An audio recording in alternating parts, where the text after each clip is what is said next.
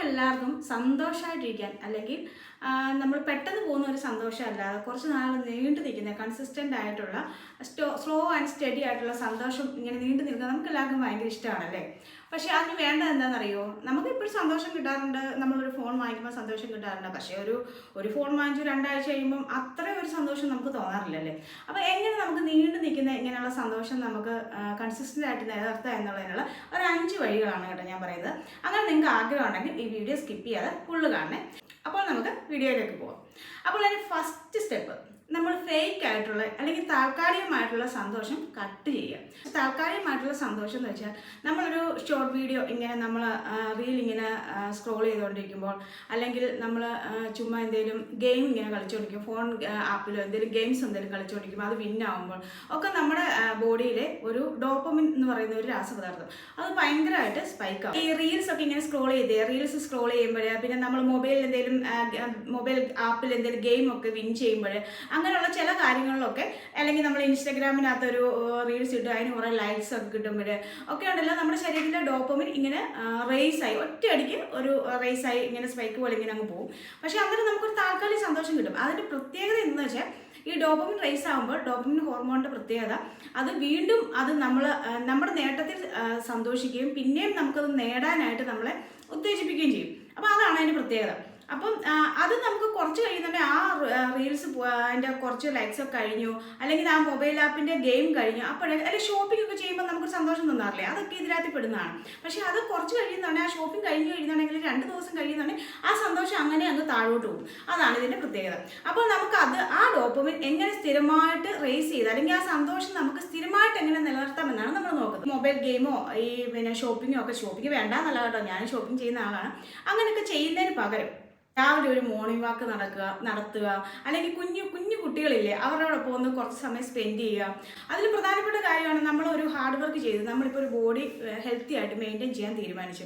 അതിനുവേണ്ടി നമ്മൾ ഡയറ്റ് എടുത്തു, ജിമ്മിൽ പോയി, അത് സാധാരണ സമയം എടുത്ത് കിട്ടുന്ന ഒരു റിസൾട്ടാണല്ലേ. അത് കിട്ടുമ്പോൾ നമ്മുടെ ബോഡിയിൽ ഇതേ ഹോർമോൺ തന്നെ, ഈ ഡോപ്പമിൻ തന്നെ റേസ് ആകും.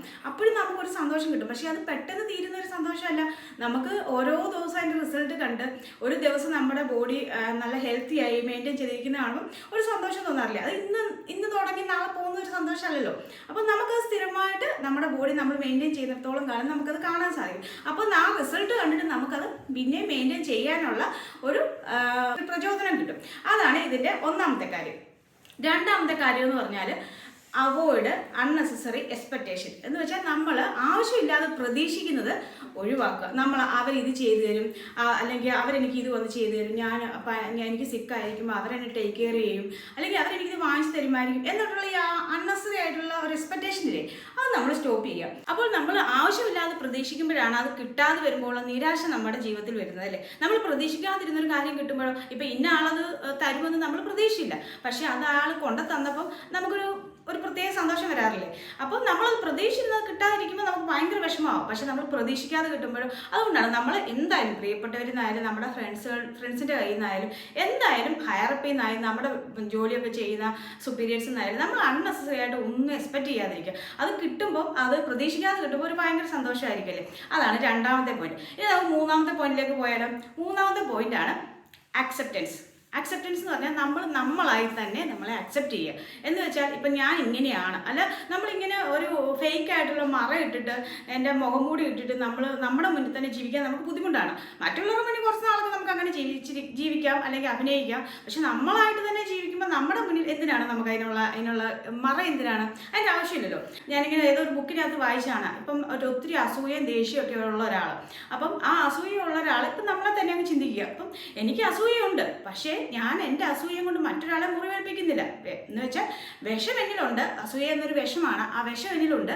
പക്ഷെ ആ വിഷം കൊണ്ട് ഞാൻ ആരെയും കൊത്താറില്ല. എനിക്ക് ഇന്ന ആളോട് ദേഷ്യമുണ്ട്, അത് ഞാൻ അക്സെപ്റ്റ് ചെയ്തു. എനിക്ക് ഒരാളോട് ദേഷ്യമില്ല എന്ന് പുറമേ 100 തവണ നമ്മൾ പറഞ്ഞാലും നമ്മുടെ മനസ്സിലുള്ള ദേഷ്യം ഇല്ലാതാവും ഇല്ല, അത് നമ്മുടെ മനസ്സിലുണ്ട്. പക്ഷെ ഞാൻ അയാളെ ഉപദ്രവിക്കാറില്ല, അത്രേ ഉള്ളൂ. അപ്പം നമ്മളായിട്ട് തന്നെ അക്സെപ്റ്റ് ചെയ്യുക. എനിക്ക് ഇച്ചിരി പേടിയുണ്ട്, പക്ഷെ ആ പേടി ഓവർകം ചെയ്യാനായിട്ട്, അല്ലെങ്കിൽ എനിക്ക് ക്യാമറ നോക്കി സംസാരിക്കുന്നതിന് ധൈര്യമില്ലായ്മയുണ്ട്, പക്ഷെ ഞാൻ അത് ഓവർകം ചെയ്യുന്നതിന് ഞാൻ എന്തെങ്കിലുമൊക്കെ ചെയ്യും.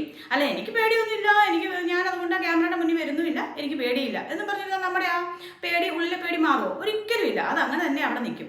അപ്പം നമ്മളായിട്ട് തന്നെ നമ്മളെ അക്സെപ്റ്റ് ചെയ്യുക. നമ്മുടെ മുന്നിലെങ്കിലും നമ്മുടെ മനസാക്ഷിയോടെങ്കിലും ഞാൻ ഇങ്ങനെയാണ്, എനിക്ക് ഇച്ചിരി ദേഷ്യമൊക്കെ ഉണ്ട്, ഇച്ചിരി അസൂയൊക്കെ ആ പേഴ്സണോടുണ്ട്, അല്ലെങ്കിൽ ഇന്ന ആളോട്. അപ്പോൾ ഈ 3 കാര്യങ്ങൾ ശ്രദ്ധിച്ചപ്പോൾ തന്നെ നിങ്ങൾക്ക് മനസ്സിലായി നമ്മുടെ സന്തോഷം നമ്മൾ സ്ഥിരമായിട്ട് നിലനിർത്തുന്നതിനുള്ള കാര്യങ്ങളാണ് നമ്മൾ പറഞ്ഞുകൊണ്ടിരിക്കുന്നത്. അപ്പോൾ 4ാമത്തെ കാര്യത്തിലേക്ക് നമുക്ക് പോയാലോ. 4ാമത്തെ കാര്യമാണ് take actual rest without social media. അപ്പോൾ നിങ്ങൾക്ക് ഒരു അതിശയം തോന്നില്ല എന്താ അങ്ങനെയെന്ന്. കാരണം നമ്മളെല്ലാം റെസ്റ്റ് എടുക്കാൻ പോകുന്നത് എങ്ങനെയാണ്, നമ്മൾ ഉറങ്ങാൻ പോകുന്നതിൻ്റെ ഒരു മണിക്കൂർ നമ്മൾ കിടക്കൽ കിടന്ന് കഴിഞ്ഞ് ബെഡിൽ കിടക്കുന്ന കഴിഞ്ഞിട്ട് ഇങ്ങനെ സ്ക്രോൾ ചെയ്തുകൊണ്ടിരിക്കും. ബോഡി റെസ്റ്റ് എടുക്കുന്നതിനോടൊപ്പം തന്നെ നമ്മുടെ തലച്ചോറും റീചാർജ് ചെയ്യപ്പെടുകയാണ്. നമ്മുടെ ബോധ മനസ്സ് ഒരിക്കലും ഉറങ്ങുന്നില്ല രാത്രിയിൽ. അപ്പോൾ അത് ആക്റ്റീവ് ആയിരിക്കും. അപ്പം നമ്മൾ ഈ പകൽ മുഴുവൻ ആവശ്യമില്ലാത്ത നെഗറ്റിവിറ്റി ഒക്കെ തല കയറ്റി വെച്ചിട്ട് കിടന്ന് ഉറങ്ങാൻ ചെന്ന് കഴിയുന്നുണ്ടെങ്കിൽ നമുക്ക് പ്രോപ്പറായിട്ട് റെസ്റ്റ് എടുക്കാൻ പറ്റത്തില്ല. നമ്മളിങ്ങനെ ആക്റ്റീവായിട്ട് അതിനെക്കുറിച്ച് ചിന്തിച്ചുകൊണ്ടിരിക്കും നമ്മുടെ ബോധ മനസ്സ്.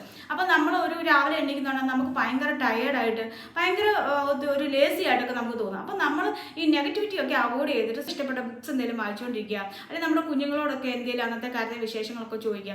അത് നമ്മുടെ ക്വാളിറ്റി ടൈമാണ്. അപ്പം അങ്ങനെയൊക്കെ സമയം സ്പെൻഡ് ചെയ്തിട്ട് കിടന്ന് ഉറങ്ങാൻ ശ്രമിക്കുക. ഒന്ന് പ്രാർത്ഥിച്ച് ഈ ഉറങ്ങുമ്പോഴാണ് പല കാര്യങ്ങളും എല്ലാവരും ചിന്തിച്ച് കൂട്ടുന്നത് അല്ലേ. അന്ന് രാവിലെ നടന്ന ഡേ ടൈം ഫുൾ നടന്ന കാര്യങ്ങൾ, ഓഫീസിലെ പ്രശ്നങ്ങൾ എല്ലാം നമ്മൾ ചിന്തിക്കുന്നത് രാത്രിയിലാണ്. അത് ചെയ്യാതിരിക്കുക. നമ്മൾ റെസ്റ്റ് എടുക്കുമ്പോൾ നമ്മൾ പ്രോപ്പറായിട്ട് റെസ്റ്റ് എടുക്കുക. അപ്പം നമ്മൾ പ്രോപ്പറായിട്ട് റെസ്റ്റ് എടുക്കുമ്പോൾ നമ്മൾ നാളെ രാവിലെ നല്ല ഊർജ്ജസ്വലതയോടെ എണീക്കാനും നമ്മൾ പ്രോപ്പറായിട്ടുള്ള തീരുമാനങ്ങൾ എടുക്കാനും അത് നമ്മളെ സന്തോഷത്തിലേക്ക് ആ ദിവസം മുഴുവൻ ഹാപ്പി ആയിരിക്കാനും നമ്മളെ സഹായിക്കും. അപ്പോൾ അതാണ് 4ാമത്തെ കാര്യം. 5ാമത്തെ കാര്യം protect your morning and night എന്ന് വെച്ചാൽ ഈ 4ാമത്തെ കാര്യമായിട്ട് ബന്ധപ്പെട്ട കാര്യമാണ്. നമ്മൾ തീർച്ചയായിട്ടും തീരുമാനിക്കുക നമ്മൾ 1 മണിക്കൂർ ഉറങ്ങുന്നതിന് മുൻപും രാവിലെ എഴുന്നേറ്റ് 1 മണിക്കൂർ നമ്മൾ ഫോൺ കൈകൊണ്ട് എടുക്കില്ല എന്ന്. Unless it is emergency. എന്തെങ്കിലും എമർജൻസി കോളൊക്കെ എടുക്കാനാണെങ്കിൽ നമുക്ക് എടുക്കാതിരിക്കാൻ പറ്റില്ല. പക്ഷേ സോഷ്യൽ മീഡിയ വൺസ് നമ്മൾ അതിനകത്ത് ടച്ച് ചെയ്ത് കഴിഞ്ഞാൽ നമ്മൾ ഇങ്ങനെ സ്ക്രോൾ ചെയ്തുകൊണ്ടേയിരിക്കും. നമുക്ക് അറിയത്തില്ല നമ്മൾ എന്താണ് അങ്ങനെ ചെയ്തുകൊണ്ടിരിക്കുന്നതെന്ന് പറ്റി. നമ്മൾ ആ സമയത്തെക്കുറിച്ച് നമ്മൾ ബോധേഡല്ലാതാവും. പിന്നെ നമ്മൾ രാവിലെ എഴുന്നേറ്റ ശേഷം 1 മണിക്കൂർ സോഷ്യൽ മീഡിയയിൽ പോസിറ്റീവ് തിങ്സ് മാത്രമല്ലല്ലോ ഉള്ളത്, എല്ലാ നെഗറ്റീവ് തിങ്സും ഉണ്ട്.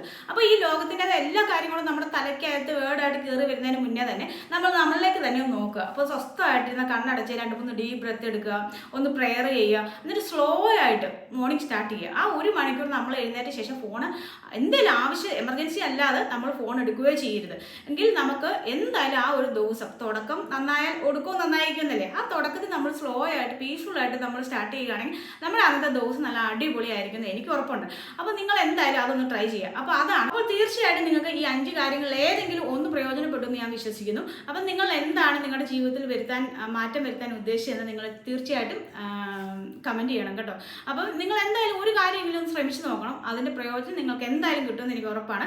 അപ്പോൾ എത്ര പേരിലേക്ക് ഈ വീഡിയോ റീച്ച് ആവുമെന്ന് എനിക്കറിയില്ല. പക്ഷേ തീർച്ചയായിട്ടും ഇത് നിങ്ങൾ കണ്ടിട്ടുണ്ടെങ്കിൽ, നിങ്ങൾ അവസാനം വരെ എത്തിയിട്ടുണ്ടെങ്കിൽ നിങ്ങൾക്ക് തീർച്ചയായിട്ടും ഈ വീഡിയോ പ്രയോജനപ്പെടുമെന്ന് എനിക്ക് ഉറപ്പാണ്. നിങ്ങളുടെ ജീവിതത്തിൽ ഒരു മാറ്റം വരുത്താൻ ഈ വീഡിയോ സഹായമായിട്ടുണ്ടെങ്കിൽ തീർച്ചയായിട്ടും ലൈക്ക് ചെയ്യണം, കമൻറ്റ് ചെയ്യണം, സബ്സ്ക്രൈബ് ചെയ്യണം. Okay, bye bye.